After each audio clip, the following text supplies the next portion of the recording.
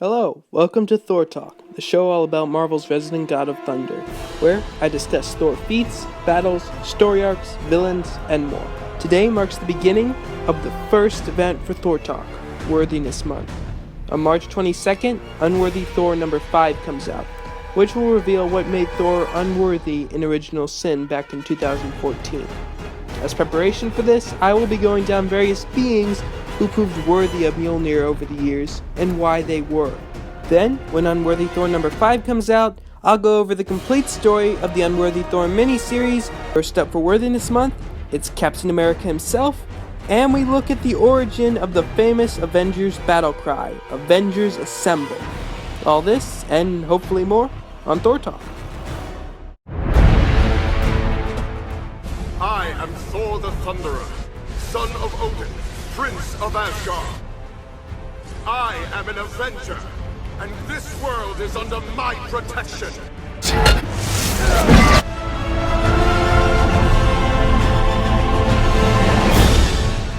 Whosoever holds this hammer, if he be worthy, shall possess the power of Thor.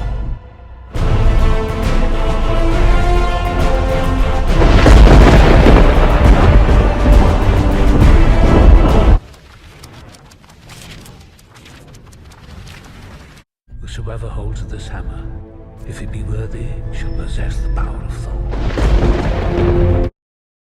Captain America first lifted the enchanted hammer of Thor in Thor number 390, published in April of 1988 and written by Tom DeFalco. The story takes place after Thor had an intense battle with the space gods known as the Celestials, and Captain America is currently going by a different name, as will be revealed in the story. Let's begin. Thor arrives at the current base of the Avengers, a floating island known as the Hydra Base. Thor announces his arrival with a loud "Avengers Assemble!" and the Avengers arrive quickly to find out what the problem is. Thor reveals that he was simply announcing his return from space and questions who a new member of the group is that he does not recognize. The stranger tells Thor to throw his hammer at him and he will know who he is. Thor does so, and as the stranger dodges his hammer, Thor realizes that only Captain America could have done so, and he questions Captain America's new appearance. As the other Avengers go back to their everyday lives, Thor and Captain America stay and talk. As they do so, Seth, the serpent god of death, admires his armada, as he plans to attack Asgard with hit-and-run tactics. One of his servants, Grog the God Crusher, informs him that Thor has been located on Earth. Seth sends Grog and his mightiest warriors to annihilate Thor. Back on Earth, Captain America tells Thor that the government has forced him to abandon the identity of Captain America, and he is forced to become the Captain. Thor is outraged and vows to go to Washington, D.C. and overthrow the government for wronging his friend. The Captain explains to Thor that he doesn't want him to do that because he still believes in America. The Captain then tells him that Tony Stark gave him a new shield to go with his new Captain identity. But then Iron Man attacked a secret government installation behind his back. The Captain says that he doesn't know why their friend did this, but he no longer trusts or wishes to be in the debt of Tony Stark, so he's returning the shield that Stark made for him. As Steve Rogers leaves, Thor contemplates the events that have unfolded while he was gone, and is very conflicted. He has never known any man to be as noble as Captain America, but he also counts Iron Man as one of his closest friends. Thor wonders which of his friends is at fault. Perhaps Iron Man is drunk, or Captain America has gone mad. But he cannot come to a conclusion before Grog the God Crusher and his forces appear behind him and attack. Thor is caught off guard, but is glad to have something to hit after his frustration. As Thor prepares to engage, Captain America joins him, and they fight side by side as Thor cries, "Avengers Assemble!" In the center of a horde of enemies, Thor and Captain America fight back to back. But Grog the God Crusher tackles Thor from behind, causing him to drop his hammer. Grog's forces restrain Thor as Grog tries to pick up the hammer, but is unsuccessful. He gives up and begins to fire at Thor with his power lance. The Captain realizes that Thor cannot get to his hammer, and he desperately reaches for it in hopes of getting it to Thor. But before he can, he is piled on by Grog's forces. But they are then thrown aside in an instant, as Captain America has Mjolnir in his hands. The Captain throws the hammer at Thor to return it back to him. Thor pushes back the minions restraining him as Mjolnir returns to its master's hand. Thor then tells the captain to stand back as he summons a whirlwind to knock down all except Grog the God Crusher, who lunges at Thor a second time, but Thor is prepared as he knocks Grodd unconscious with one strike from his Asgardian fists. Thor hits him so hard that he goes through the Hydro base, which leaves a massive hole in the island.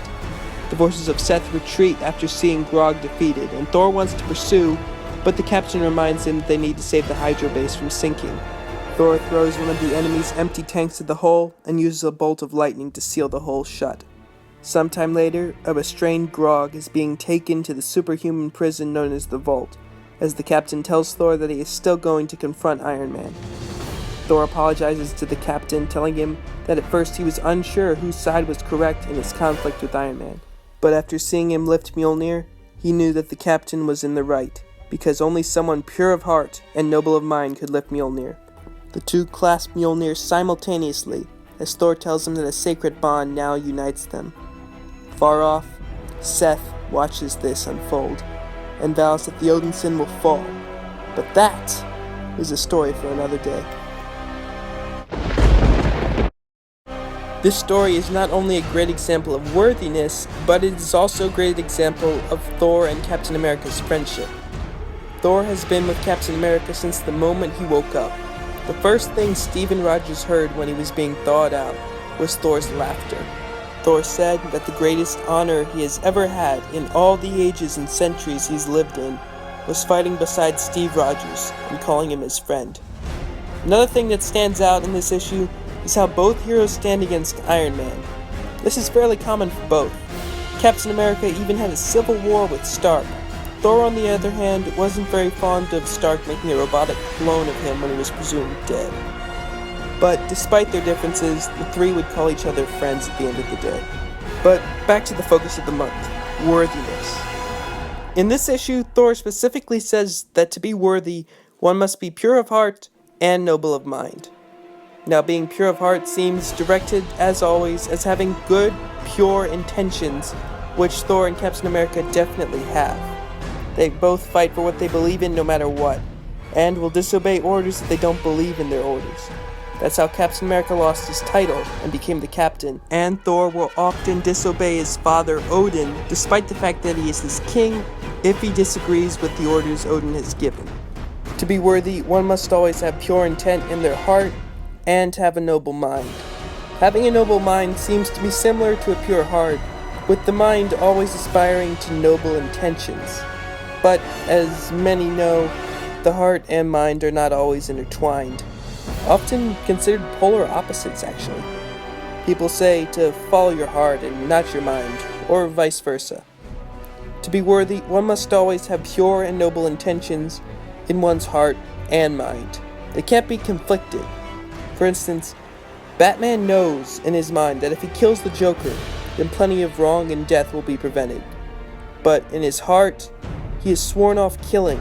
To be worthy, what you want and what you know you must do must be somewhat intertwined most of the time. Now, that's not to say that one can't be both conflicted and worthy, but as a whole, you must have a pure heart and a noble mind. Avengers Assemble! Did you know that Thor was the first one to sound off the famous Avengers battle cry? In Avengers number 10, Thor shouts, "Avengers Assemble!"